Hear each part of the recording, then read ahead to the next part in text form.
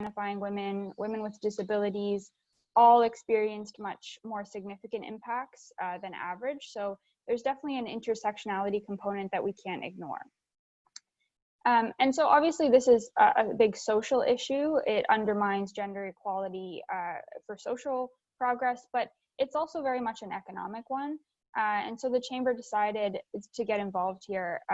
Not only do women represent half of the population, just from a numbers perspective, it's a lot of talent in our workforce, but there's also a lot of evidence that diversity and inclusion in the economy have a lot of outcomes in terms of productivity, innovation, and overall economic growth. So it's something that people are growing to recognize that is not just important for social and moral reasons, but also for business's bottom line at the end. And we've also made a lot of progress. If you look at over the past century, women's participation rate and the gap between women and men has narrowed very significantly. So in 1976, women were only 57% were participating in the workforce, and it was 92% for men. So that's a 35 percentage point gap. But in 2019, right before the pandemic, 82% for women and 91% for men. So only a 9 percentage point gap. Lots of progress, and that came with a lot of benefits for the economy. We know that the crisis is temporary, but we also know that the more time people spend outside the labor force, the more likely they are to never re-enter or to see long-term impacts on their careers and incomes. So we don't know what this means for the economy long-term, but the way we see it, as we come out of the pandemic, women's recovery will be a necessary condition to Ontario's recovery. And to really address the crisis, we need to look at the reasons why women are so disproportionately impacted in an economy that we typically see as being pretty equal for men and women. It's clear that that's not the case, and beneath the surface, there are some different challenges. And so we identify three main reasons for the disproportionate impacts. The first is that women are overrepresented in occupations that involve face-to-face contact. For example, in retail, tourism, food and accommodations, social services, arts and recreation. Those are all sectors that were more heavily impacted by those initial restrictions that the government had to put in place when the pandemic began. So they lost more jobs early on as a result of that. But as the pandemic continued and the economy began to reopen, women were taking on more and more childcare and schooling responsibilities, and that explains why we see slower re-employment. For a lot of women who lost their jobs early on, childcare is the main reason they haven't re-entered the labor market. And it's always been the case that women have shouldered more of the childcare and family care responsibilities than men on average. But it hasn't actually shown up in the job numbers as much until now, because women were just able to juggle the two, family care and paid work, quite well. So it's always been a challenge for women and for parents generally, but we haven't seen that actually play out in the unemployment numbers as much. And the third reason women were disproportionately impacted is in terms of women entrepreneurs. Their businesses tend to be smaller, newer, less well-financed. They're less likely to be incorporated and more likely to be self-financed than those of men. So those structural differences meant that women had less, women-led businesses had less capital and reserves to withstand the pandemic, but also they were ineligible for a lot of the government supports in the early stages. And so at least earlier on, they weren't able to benefit from some government programs. So those are the three explanations, main explanations. There are others as well. And the recommendations in our report focus on 5 key areas. The first is leadership and accountability. The second is childcare. Third is workforce development. Fourth is entrepreneurship. And finally, flexible work arrangements. And I won't go over all the recommendations. There's about 11 in the report, but I will give a few highlights because I think they're so interconnected and some of them are really important. In terms of leadership and accountability, the most important takeaway is that Ontario needs a strategy for women's economic recovery that has measurable objectives. We're hearing politicians talk about the impacts on women. They clearly understand that that's a concern, but what we really want to see now is a plan, a concrete plan with objectives. And we know that government will roll out a series of policies, investments, programs, strategies around economic recovery. We need to make sure that women are part of the decision-making tables where those conversations are had, and that the issues, for example, childcare and women's reskilling, are part of the agenda for recovery. And then the second chapter around childcare, this is such an important workforce issue. It's not one that the Chamber has previously commented on, but it certainly has always been an economic issue. The many ways that it's intricately connected to women's workforce participation. And so our recommendations are mostly long-term. We focus on how to improve accessibility and affordability, and that obviously requires federal and provincial cooperation because it is a provincial jurisdiction, but we need federal leadership on it as well. We look at international models for childcare, and there's lots of great lessons that we can pull from other jurisdictions. There is a universal model in Quebec that some will argue works really well, some will say has its downsides, but there are also amazing examples in South Korea, in European countries, and our report emphasizes really a few key principles, one of them being to prioritize equity, especially for lower income and middle income parents, as well as options for parents that work irregular work hours. Maybe they work shifts or long hours, and childcare doesn't necessarily have the hours that match their work hours. We also emphasize the importance of supporting both providers and parents in the system, and preserving choice. So one of the benefits of our system now is that parents can choose from quite a few different options, and we want to preserve that choice as well. So funding is important with childcare, but you know, it's not just about injecting more money into the system. We need to think about childcare as social infrastructure that enables productivity. For example, you know, our tax system allows entrepreneurs to deduct a golf membership, but not childcare. So we're not thinking about childcare as a productivity enhancer the way that it really is. The third chapter is workforce development. And you know, this is really interesting because the workforce is changing. RBC predicts that around 500,000 jobs will not return after the pandemic, that were lost, and that most of those are held by women.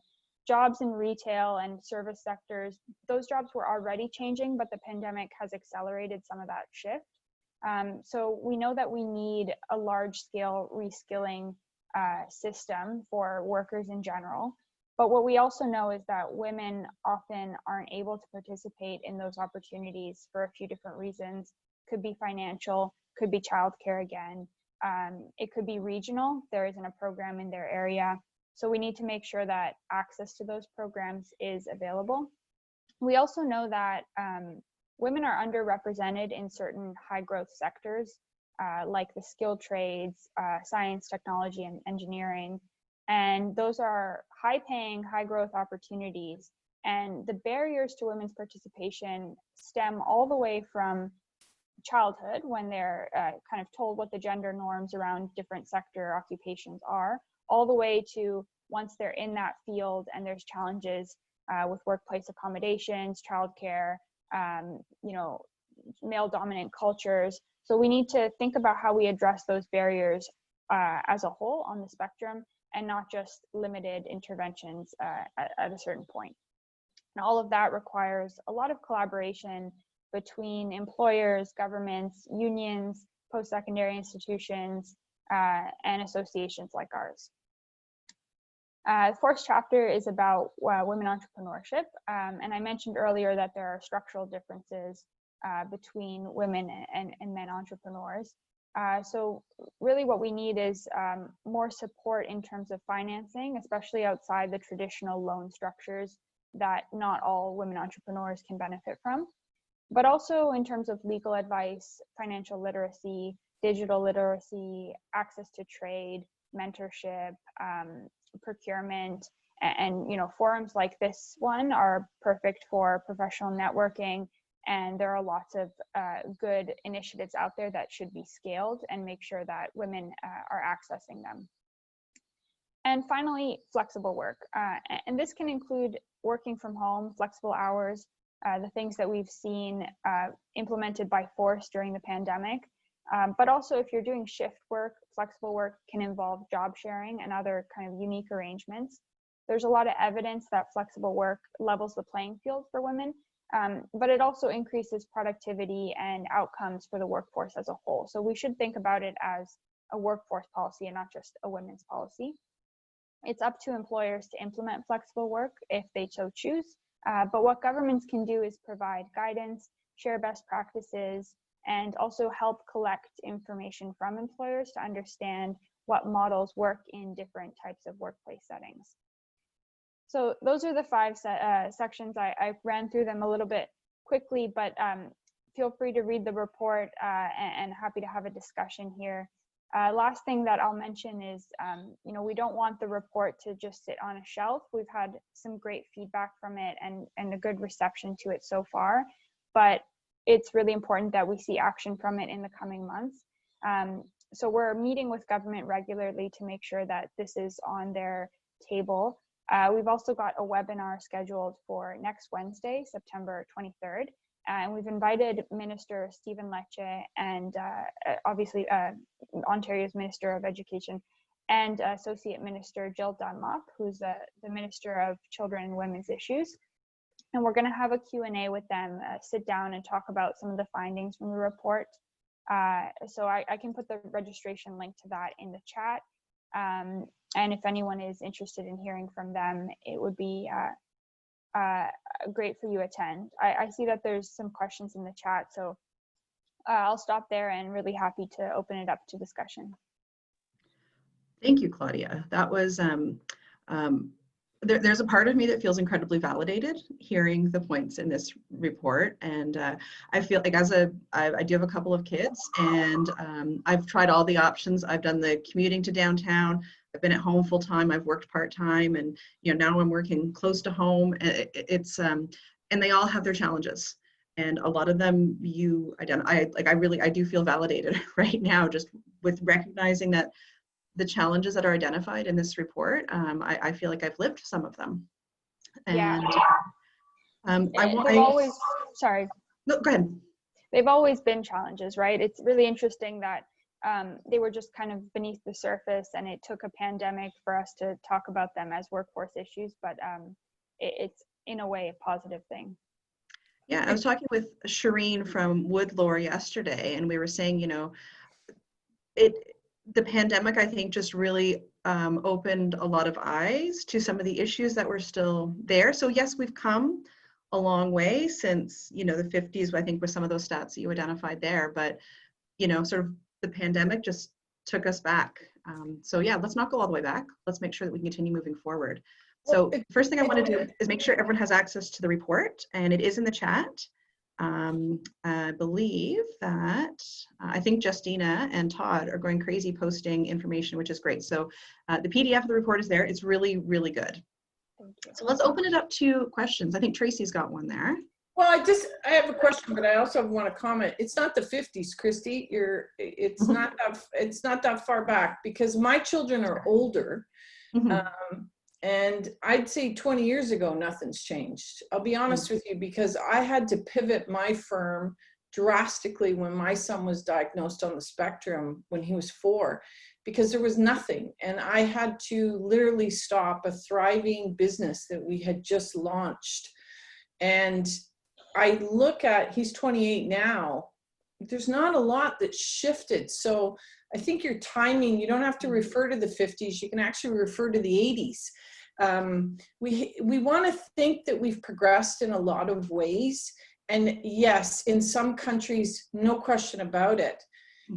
But there's a lot of things that the equality card is still not on a discussion. And I see it sometimes with some individuals, male and female too, because it depends, where it's like, well, what are you complaining about? You should be thankful. We live in Canada.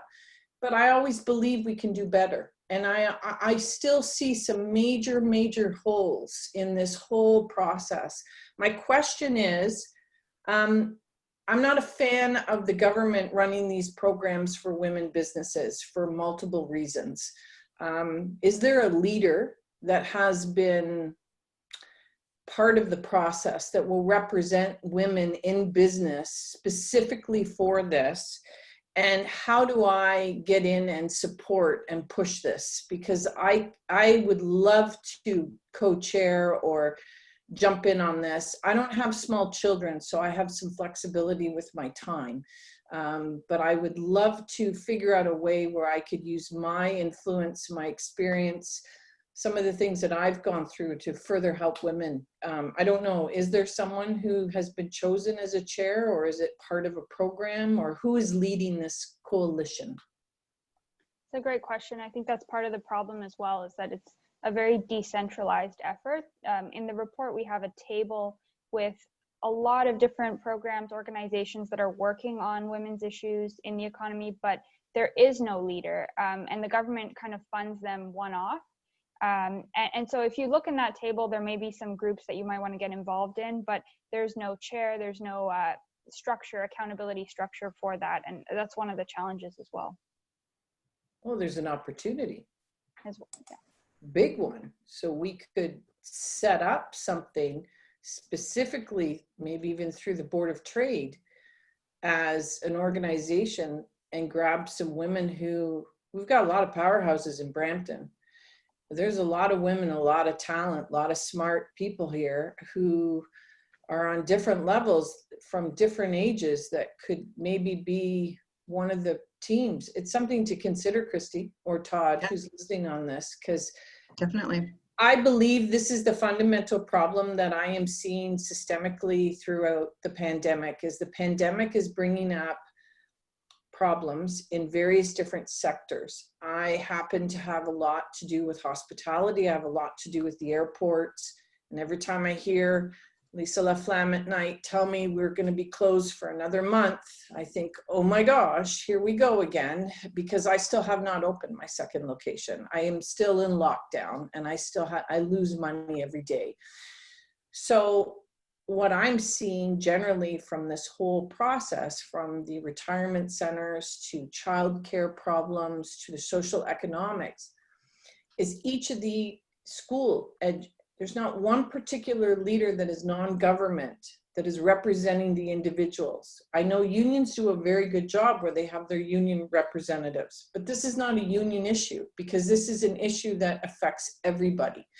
And you can be a millionaire, or you could be working on the front lines at a grocery store. You still have a grandmother, and if that grandmother's in a facility, you need to know someone's looking out for them. And it's the same with childcare. It doesn't matter what you do. If you have a child, or you have a niece, or you have a nephew or a grandchild, it's still impacting your family.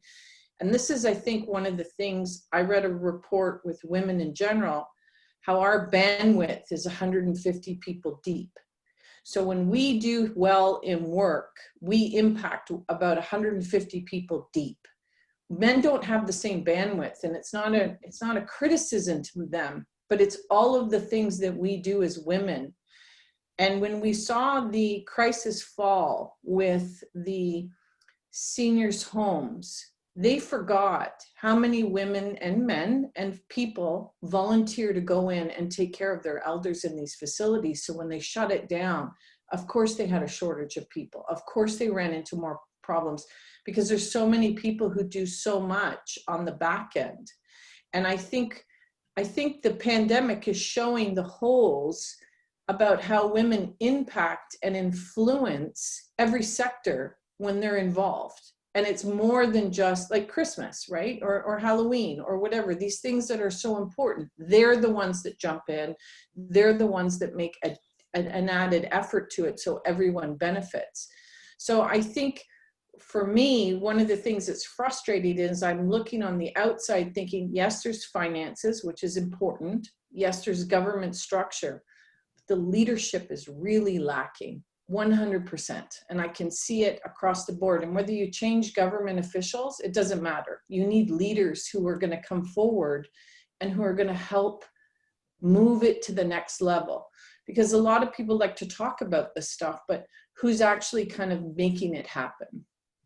And I think that you've raised some really, really good points there, Tracy. I know you did bring up childcare, and Sylvia's got a raised hand there to talk about childcare and looking at the cost of it. And I know when I was working full time and I had two small children in full-time care, and this is 10 years ago now, but I was paying $1,700 to $2,000 a month for childcare, and I can see Amanda's face, and I know she's got 3 little boys, including 1-year-old twin boys, and just the thought of the childcare and the limitations and how hard you have to work to be able to afford that. That's scary. And it's just because I can see your face, Amanda, that I'm picking on you, and I'm thinking of your 3 little boys.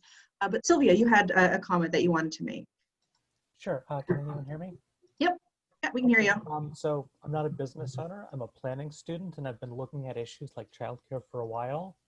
One of the issues in Brampton is the city bans childcare in residential areas. We have the worst access in the entire province.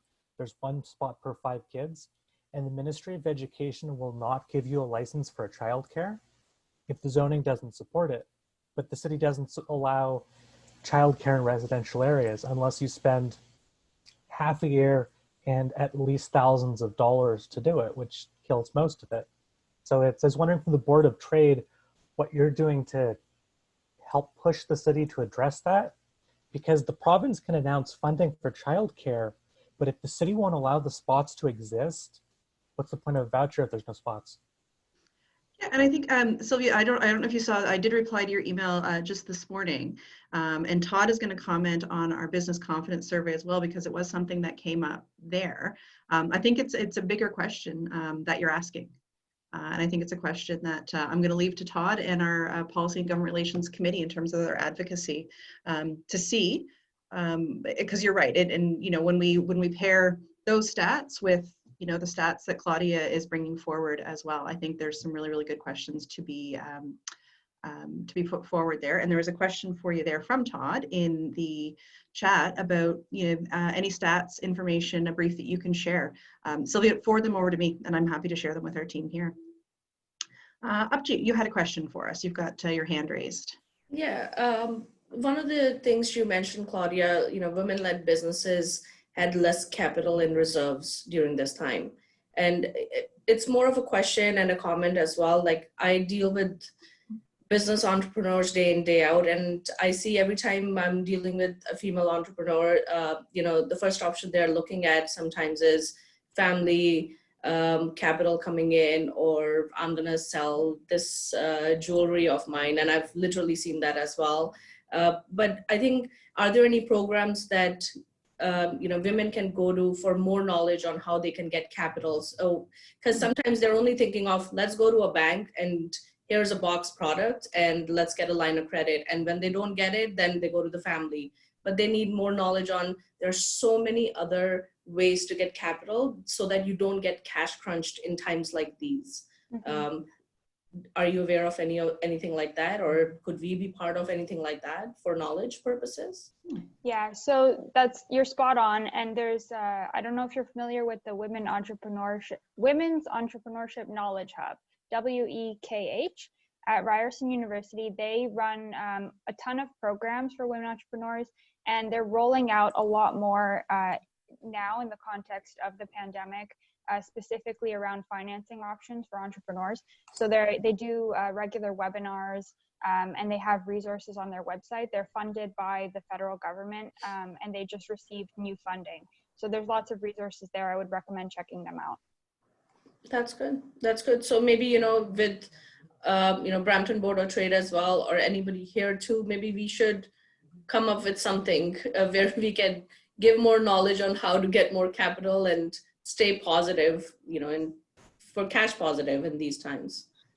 Yeah, and I didn't know about WEKH. I've just posted the link there, and I think that's a future Connectwork for sure. Definitely. Anthea, you had a question. Go ahead, Anthea. Thank you. So Claudia, you mentioned the 60% of women entrepreneurs lost 60% of their contracts versus a much lower percentage for male entrepreneurs. My question is, do we know what types of businesses the women entrepreneurs had versus the men that were lost? So what I'm looking to understand is the 60% loss, was it in sort of non-essential type service offerings versus males focusing on more essential? I'm trying to understand that. Because at a time like this, I think it was up to you to mention jewelry businesses. Folks are not really going to focus on buying jewelry, but there may be something else that they would purchase instead. So I'm trying to understand that difference. Yeah, that's a good question. That stat comes from a survey that the Canadian Women Chambers of Commerce did. So I'll post the link to that in the chat in a moment. I haven't dug into that number specifically, but we do know that women-led businesses tend to be more in those non-essential sectors, as quote unquote. So a lot of social enterprises, a lot of retail and arts and recreation. So that is likely a driver of it. But let me just look for that link now. Thank you. And while you're doing that, does anyone else have a question? I'm just scrolling through the faces here to see if anyone's got their hand up. Any other questions that we've got for Claudia right now or comments on this report?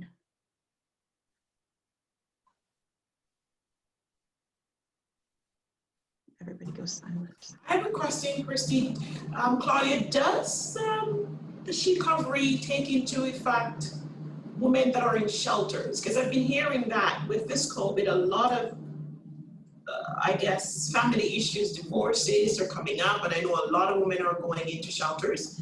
So does this program cover the shelters? Yeah, that's a great question. There's a lot in the report that, a lot that's not in the report, I should say, that we mentioned that governments will also need to consider. One of them being the impacts on domestic violence, for example, the impacts on low-income women, more different sorts of intersectional groups of women that were affected in ways, or frontline workers, for example. Women are overrepresented in healthcare, and so their health was at risk, and a lot of that we don't cover, but needs to be part of the conversation. So the more that we did our research, the more we realized that this is such a multifaceted problem, and that different groups of women are going to need different solutions, different responses from government. And so it's not something we specifically cover in the report, but definitely should be a priority for government. We're seeing the homeless population in general has increased as a result of the pandemic. Domestic violence increased, family challenges, as you mentioned, and all of that is kind of outside the realm of the Chamber's work, but is so interconnected to the economy as well and is important. Yeah, thanks for that question, Shireen, because I think that it's hard to separate the issues, right? Because they all interconnect, but I'm not sure OCC can tackle all of them today. But I think this is a really good place to start. So in terms of, I want to go back to Tracy's question. What can we do, as this group of business women in Brampton, what can we do to support the initiatives that are presented here, to support this work? Where do we go with it? How do we, take advantage of some of the information that's presented, and how do we help champion it? That's a great question. I think a lot of the influence that you have in your community comes at the municipal level.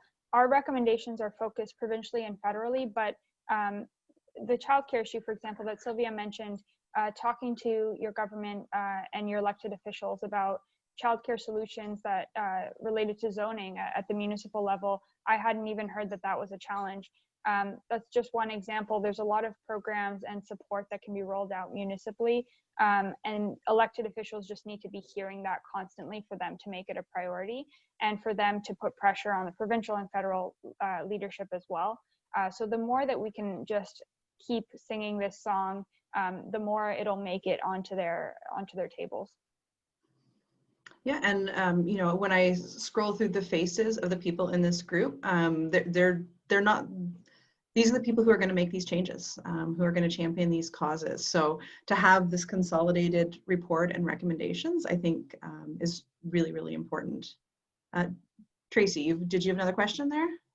Oh, well, it wasn't a question, it's just a comment, because I find it's an interesting, my daughter's in social working, and she's graduated from Ryerson, and sometimes we have this conversation. I was just going back to Christy, your point, where it was always referenced into the 50s.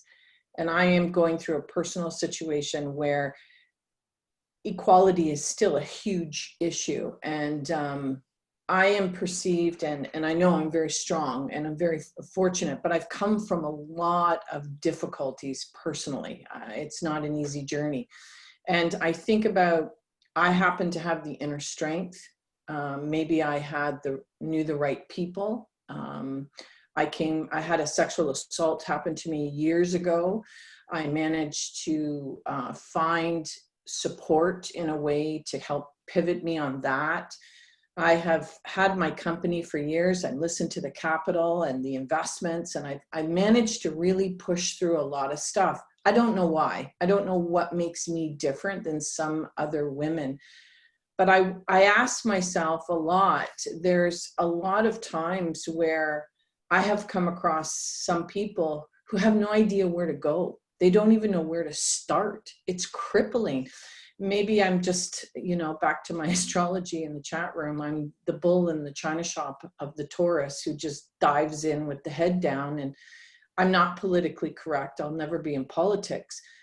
But I'm finding now, as I'm watching the pandemic roll, I'm saying to myself, there has to be people who, or groups that can take this particular report, and thank you for posting it, because I will read it from top to bottom, to take 3 initiatives, and even if we do this weekly, and just hammer whoever we have to hammer. And just, I am one of those ever ready bunnies. I will go back and I go back and I go back until I make change. And it's something as simple as in my community, when the pandemic hit, they shut down all the banks in downtown Brampton.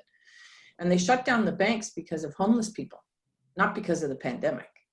And that created another problem, because what I would say to the banks is, you're not solving anything, and this is not a new problem, and every bank in the world has ATMs with homeless people. You have to use your resources and be responsible as a corporation. They didn't have hand sanitizers. They didn't have specific times for seniors. They didn't do anything that all the other branch, because we were located in a small geographical area.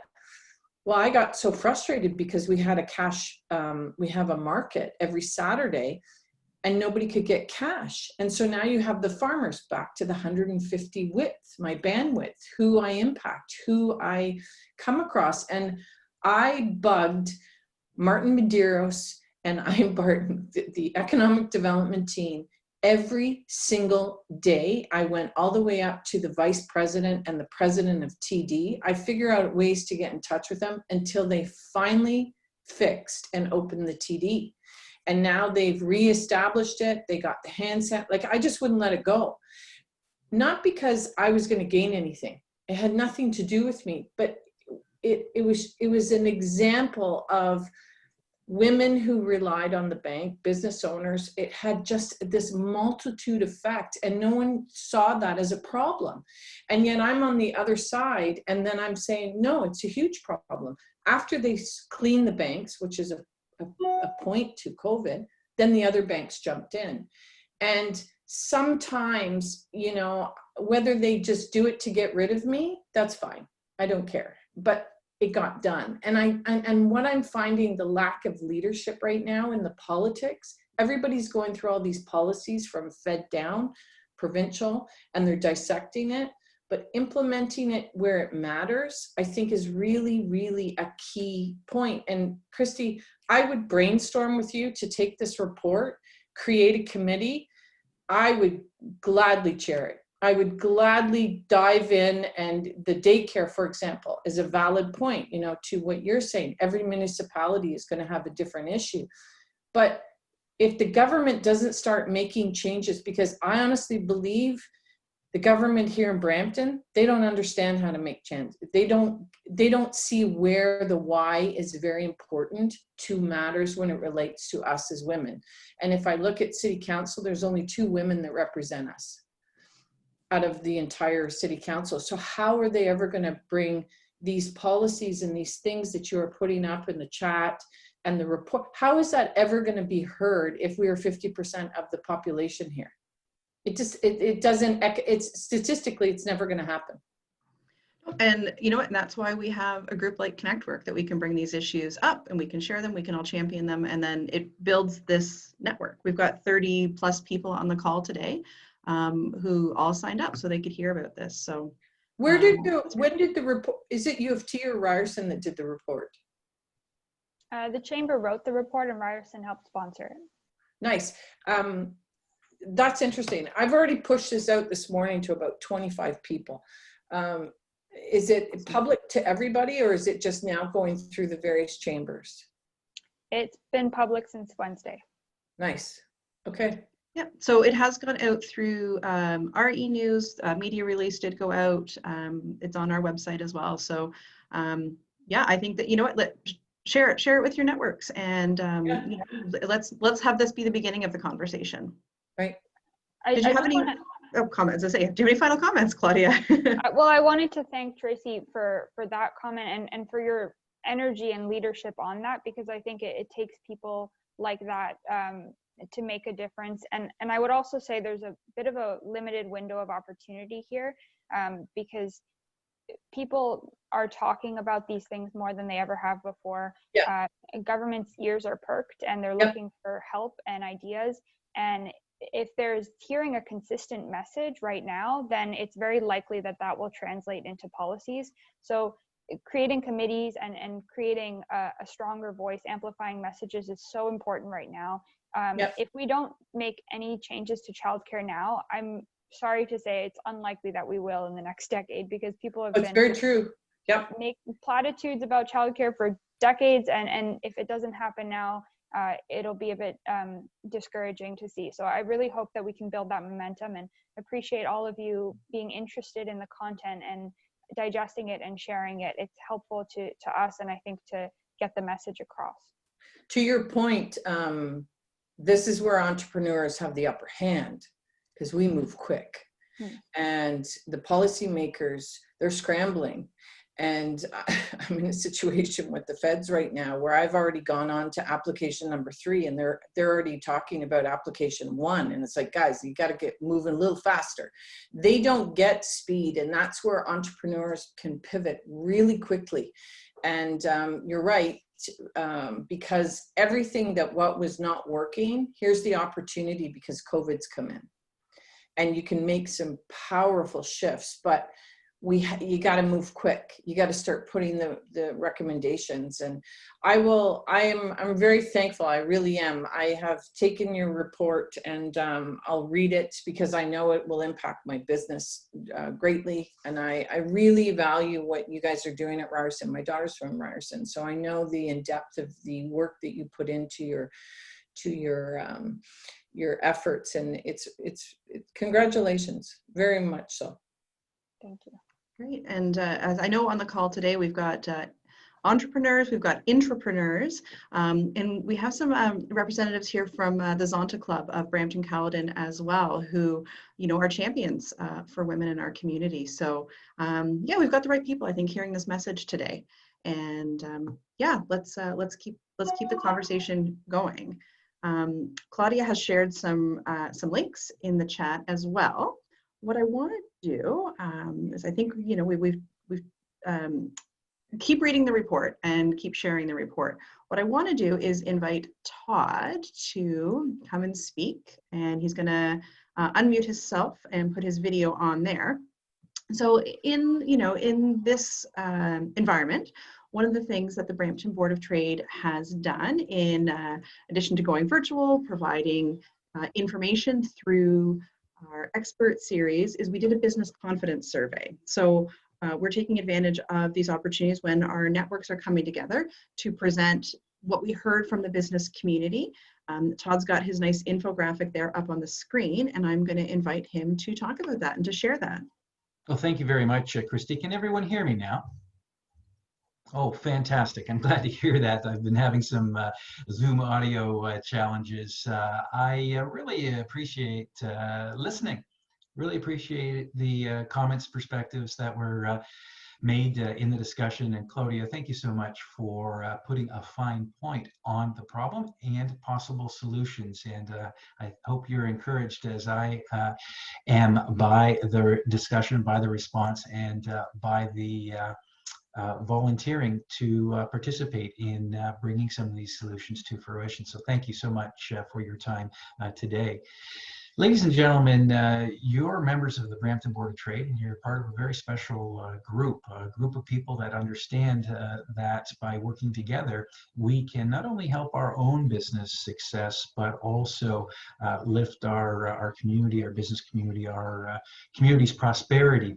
When I say ours, not only Brampton's, but regionally as well. We're part of a very important region in Canada. So last summer, seems like a long time ago, in June, July, over a 3-week period, over 100 of you responded to a set of surveys that we queried your confidence in your own enterprise, your confidence in Brampton, the economy, and we asked a number of questions with respect to the key drivers of our economy. And you gave us some really good feedback. We had a tremendous response, exceeded industry average on response. And not only did you click boxes, you provided a lot of comments. And I want to share with you on a high level the highlights of the survey and encourage you to visit our landing page at bramptonvot.com/confidence to learn more. The first question that we asked was, how is business today compared to a year ago? Well, no surprise there. We're in the middle of a global pandemic, and more than half said they were negatively impacted by the pandemic. You might have expected that it would be more than that, but one of the points made in the She-Recovery report, and that we found in general, is the uneven burden, the uneven impact that the pandemic has had. It's had more of an impact on women, on small business, on certain cultures as well. So not surprising that compared to last year, there's a lot of anxiety and uncertainty. But the good news is, looking forward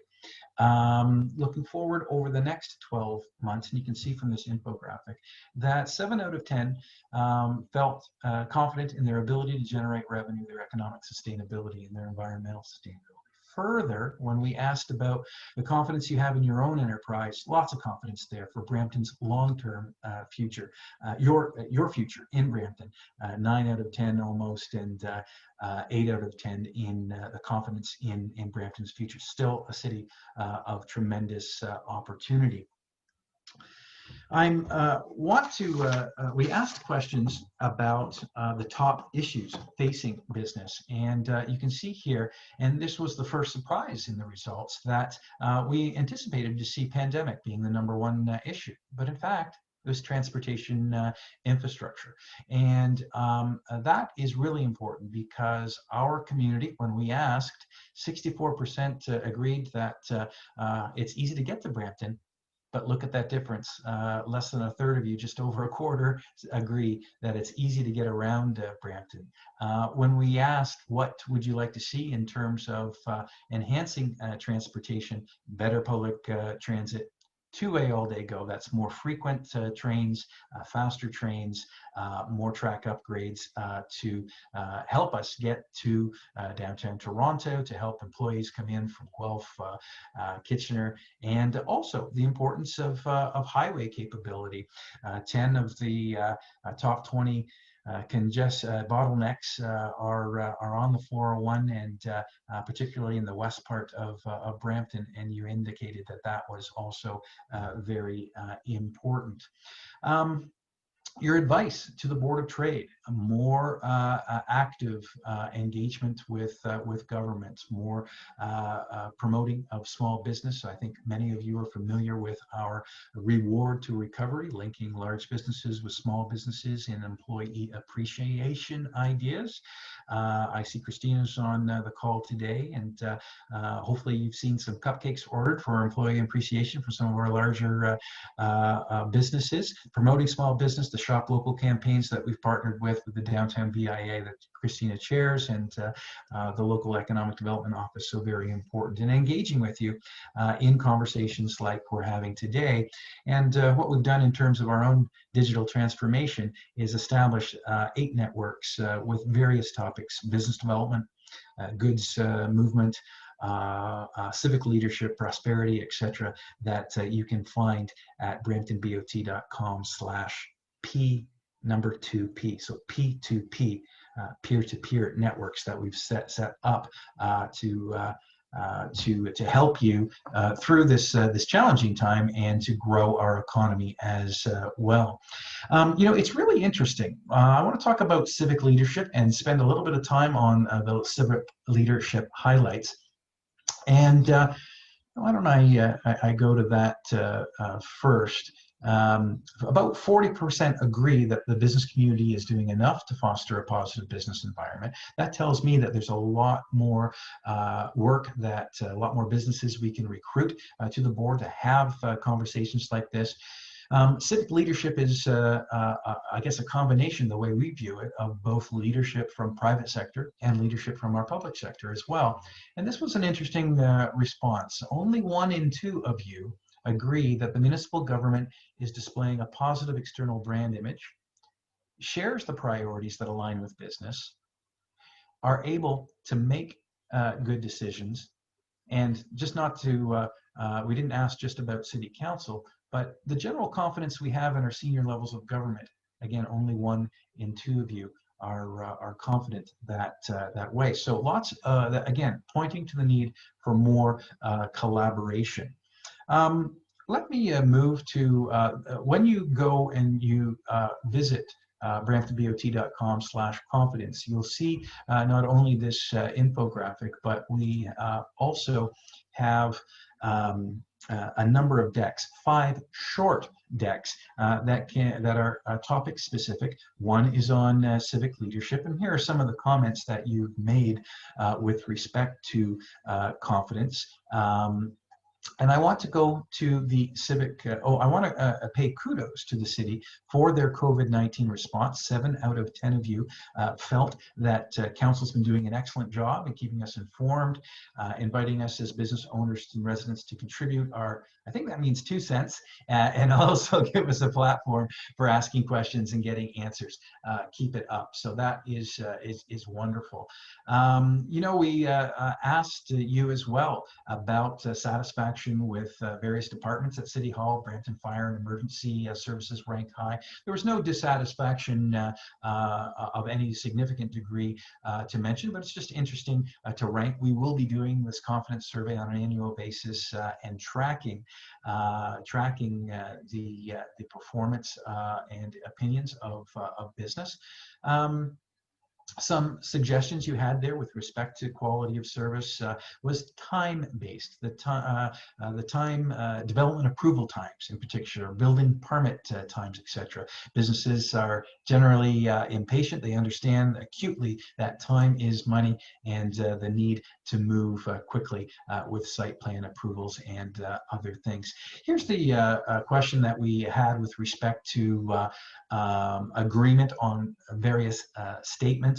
I've mentioned the results there already with respect to improvements that our business community is expecting with respect to positive external imaging on decision making, etc.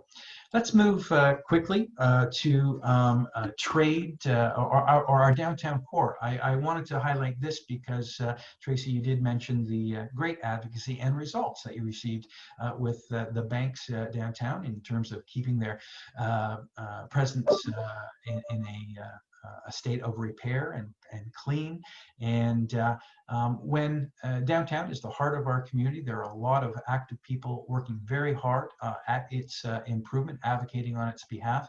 And some of the unaided mentions were to improve downtown's competitiveness, attractiveness, was to improve the transportation infrastructure, in particular, the extension of the LRT from where it is currently under construction and proposed to terminate at Steele's Shoppers World, extending it to downtown Brampton. That would help out a lot. And of course, extending it right to the Brampton GO station, where it would integrate with the down two-way all-day GO.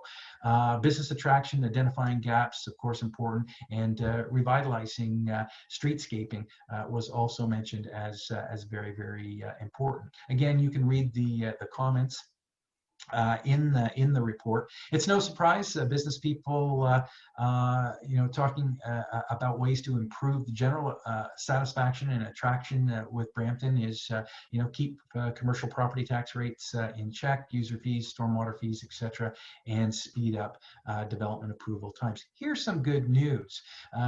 When we asked, what is your intentions of purchasing goods and services, local goods and services over the next 12 months, 46% of you plan to increase. So the advocacy that many here on the call are doing, shop local, is working.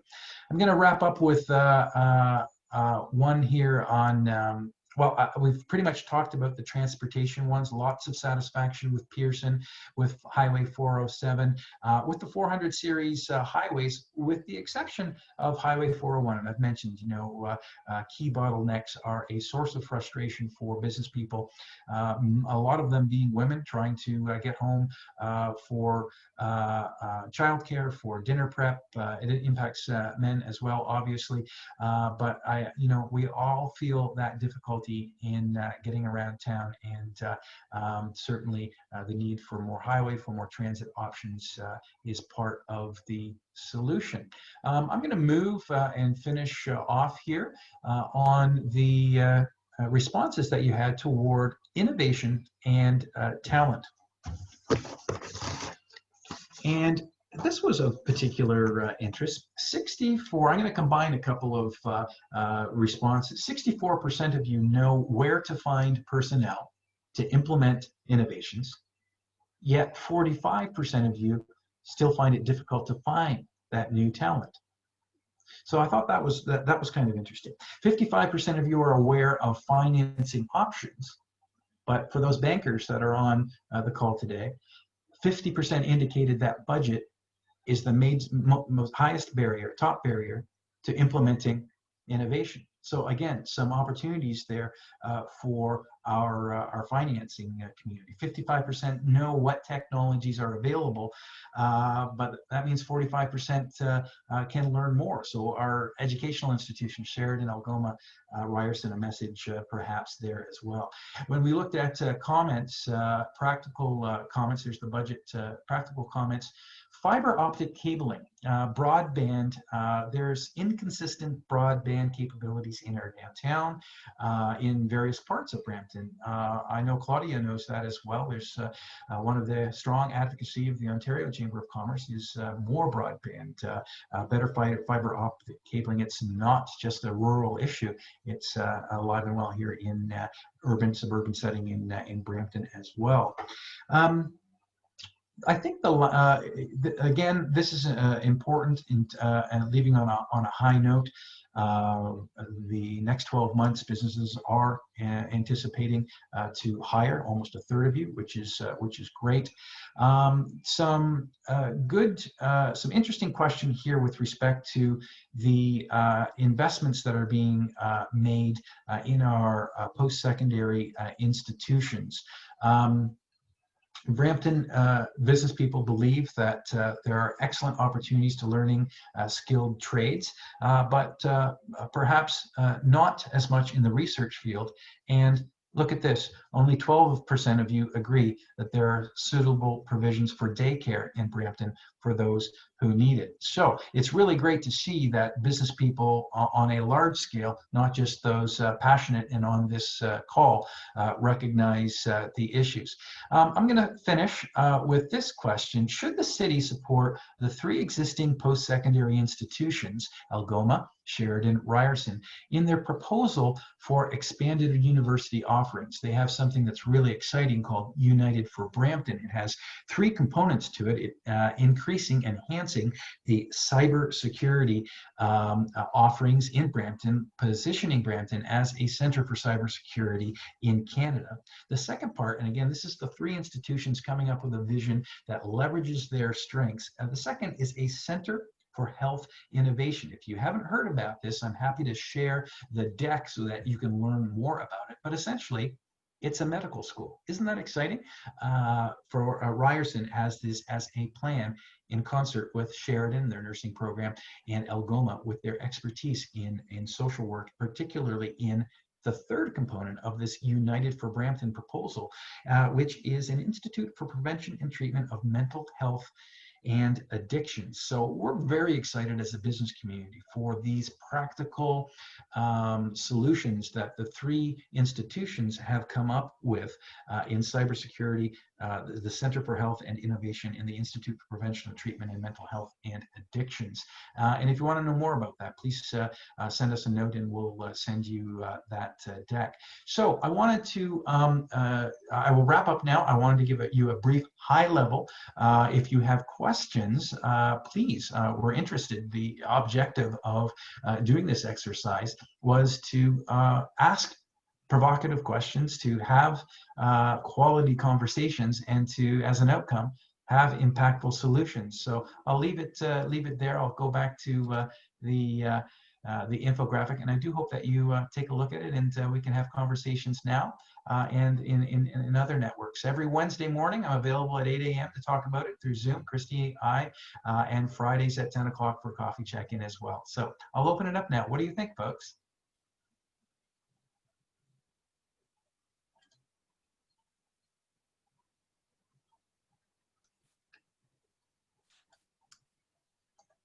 I have to jump in just because that was such a great thing. I love your, it's quiet, but I love all your research that you do. I want to say thanks. It gives a perspective that everybody knows where we're coming from. And I think as business leaders, you don't feel alone, because many times I'm reading the reports and I'm looking at your research. I'm thinking, yeah, I feel that way too. So anyway, thank you to you and your team. I know these are huge, huge endeavors when you do this. And I think it's important. My question, one of the questions I have though, and this is something I brought up with Christy and some of the other organizations, is past COVID. And the reason I'm asking that is I'm learning about my new customer base. And one of the research studies I've just purchased, as well as some of the stuff that I'm doing currently, 77% of my client base is men. It's jumped. I never saw that coming. So I'm sitting back and I'm saying to myself, what I thought was and what is happening now is totally different. And I'm wondering, as you take this research and you move it forward now past COVID and you ask questions, is there a follow-up even to a page of, now that we've kind of gone through the first, heading into the second, what are the results now? Because my opinions have changed drastically when I filled out your report on how I feel about our government, specifically the municipality, on how they're dealing with COVID now. Maybe when they started, they were on a different page, but I do not agree with what I originally said. So that's one of my questions to you. Well, yeah, it's not unfamiliar. In fact, it's quite natural in such a topsy-turvy world that thoughts and opinions change as the weeks and months of this extremely disruptive combination of crises, a health crisis, an economic crisis, and a societal one as well. So we will keep track that's what we do on a weekly basis. I mentioned Wednesday wake up. I mentioned Friday check-in. I should also mention that we have committees here of business people, just like you, that voluntarily come together on a monthly basis to deal with these policy, government relations, and economic development issues. So that's our PGR committee. I believe they meet the first Thursday of every month. Of course, it's a Zoom meeting, so you can attend in your pajamas if you like as well. But we do monitor on a weekly, on a monthly, and we will plan to do this survey, confidence survey, again on an annual basis so that we can track improvements, changes in business opinion. What's really important is the collective voice that we have all together as business people that are taking risks every day, making investments, hiring people, firing people, hiring them back again. The perspective that you have and can be coalesced and put in wonderful reports like Claudia has done, or the prosperity agenda that I think we can put in the chat room, a discussion paper on these key drivers. We look forward to constant feedback. We get constant feedback, and we try to, I guess I'm kind of and Christy does this better than I do, curate what your real world harsh market reality experience is and communicate that to governments so that when they make decisions that they understand the consequences in the marketplace and perhaps unintended consequences as well. So I don't know if you saw some key themes in this survey or not, but I think we need to have a conversation with the city about being consistent in their economic development. Heritage Heights, they have a plan to stop the necessary goods movement highway and have a boulevard which is not going to go anywhere, and only, again, to the point that the business community made in the survey, tarnishes the external image when we come up with ideas that are so detrimental to jobs here in Brampton. That's just one example. But anyway, thank you. And what other thoughts, questions do you have when you hear the results?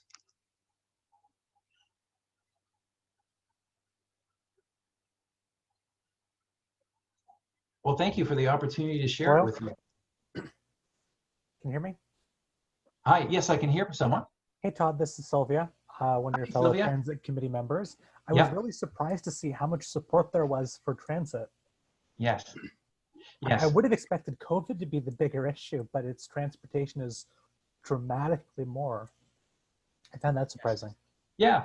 Let me explain, and I know that you're a very strong advocate for transit, and thank you for that. Sylvia and I both sit on the city's transit advisory committee, and transit from a business community's perspective is important because businesses care about the daily lives of their employees, and so municipal transit, and we have a very strong municipal transit in terms of demand, kind of the highest demand, close to the highest demand for transit in and usage in Canada, but there's room for improvement there, obviously. But in addition to buses, there is a need for a community our size that welcomes 14,000 new people every year for higher order transit. So again, LRT has been a strong advocacy position for the business community. We're very disappointed in 2015 the decision not to accept 100% capital funding for the extension of the LRT from Steeles, where it will terminate. It'll be operational, I believe, in 2024. But we're advocating to ensure that higher order transit, that LRT, gets right to the GO station, not only because the demand internally to get around town internally is important, but it'll link up with more frequent GO train service, which is another important issue to the business community because of skills mismatch, because of the fact that having a more frequent, reliable regional transportation that doesn't require you to have a car, allows employers to make offers to people that might live in Holton Hills, downtown Toronto, Guelph, etc. And it then becomes possible for people to accept jobs, people to accept promotions, and much easier. So that's the rationale in a nutshell behind the importance that the business community puts on public transit and regional transit. Just to your point, I have, because my location is situated in the downtown core, I have attracted people who come in on the GO train, and I have 3 contractors who I would never have had the opportunity who can take the train to me. My last student from U of T could take the Zoom line up Highway 10. No problem getting him. He was one of the best assets I've ever had, and he was a co-op student. It just opened the door of the possibilities, because I do a lot of work with Ryerson and U of T, and I use a lot of co-op students. And it just, as a value proposition for my home, I live in the downtown core, being close to that GO train, it adds money to my home. So it's number one for me as a business owner is transportation. So yes, to your point, Todd, for sure. Thanks for that real life example. I appreciate that. Todd, I want to be respectful of everyone's time today. We're at 10:23 now. I want to make sure we are wrapped up by 10:30. But what I do want to do is make sure that we are keeping this conversation going. There are some great learnings that came out of this report, and it all ties together nicely. I think, as a resident in Brampton, I live in, Peel Village, and when I look at transportation issues and I look at, even the comments coming out about post-secondary education, I look forward to, like when my kids are old enough to take transit on their own, that they can just hop on. They can hop on the LRT and they can go to school in downtown Brampton, and then they'll never leave my basement, but I'm okay with that. I'm okay with it now. I might not be when they're 25. But just the options, when I think of, 5-10 years from now, because of passionate people that we have involved in our organization, that these issues will move forward. And they'll move forward for women because of the reports, like, the She-Covery. I'm excited to see where that goes, and because the Business Confidence Survey and the information we're taking there. So I'm excited, and I appreciate the passion of everyone in this group and sharing it. So let's keep the conversation going. You've got a lot of links in that chat there. You can save the chat if you want to. If you click on the 3 little dots in the chat function, the first option on there is Save Chat, which I've done because I want to keep track of some of that information. Go ahead, Todd. Christy, I just wanted to let everybody know how wonderful job you are doing at the Brampton Board of Trade. Thank you so much for coordinating such a wonderful meeting today. I'm wondering if we can show Christy some love in a very tangible way. Christy is absolutely passionate about helping businesses succeed. And I know, and I'm wondering if you could take some time individually, think about businesses that you know, people you like, people that you think Christy can help grow their business, and let us know about them. There are a lot of businesses out there that share the same ideas that we were talking about here today, that are sitting on the sidelines, maybe unaware of the good work that we can do together. Christy wants to find them, and she's spending a lot of time doing that. And if you can help her, that would be really, really helpful. Thank you. Thank you. Okay, so to wrap up, there's a couple things that I want to do. I want to make sure that you have Connectwork for next month on your calendars, and that is October 14th. So speaker TBD, but there are definitely some topics that have come up here that I want to actually make sure. I'm going to get in touch with WEKH, because I think that there's some great resources there. Mental health, I want to make sure we're talking about that sometime in the next couple of months at this meeting. So there's a few options. So October 14th, make sure you've got that marked on your calendar. Before then, we've got a whole bunch of stuff going on. So tomorrow, I think Todd mentioned, we've got Vision Transportation, and we're talking about some of the ways that they have differentiated their business, and they're disrupting things a little bit, and we like that. We've got Wednesday Wake Up, we've got Coffee Check-In with on Fridays. We also have, I do want you to mark October 7th on your calendar. It's interesting, one of the things, Claudia mentioned a couple of times is the disproportionate amount of women in the healthcare field. Well, we are actually going to have a session, our View from the Top session, with Dr. Naveed Mohammed from William Osler. And we're going to be asking some questions about healthcare in Brampton and in the area, specifically talking about, where are we going next? When are we going to look at phase 2 of Keele Memorial? What, we're looking at COVID numbers rising right now. What does that mean? And sort of get their input on that. So again, the link is in the chat. And I would be remiss if I did not mention October 20th. My birthday is the 19th. The 20th is not a birthday party for me, sadly. But what it is our Business Excellence Awards. We are going virtual, but that is no excuse not to get dressed up, do your hair, do your makeup if you like.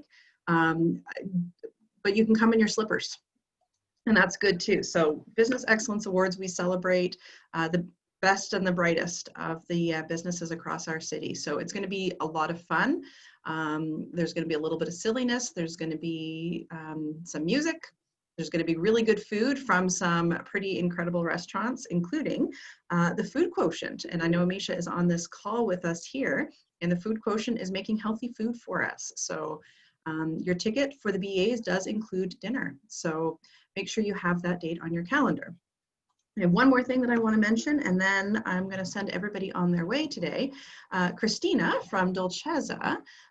So if you have been in attendance in person before, you'll know that Christina always brings us treats.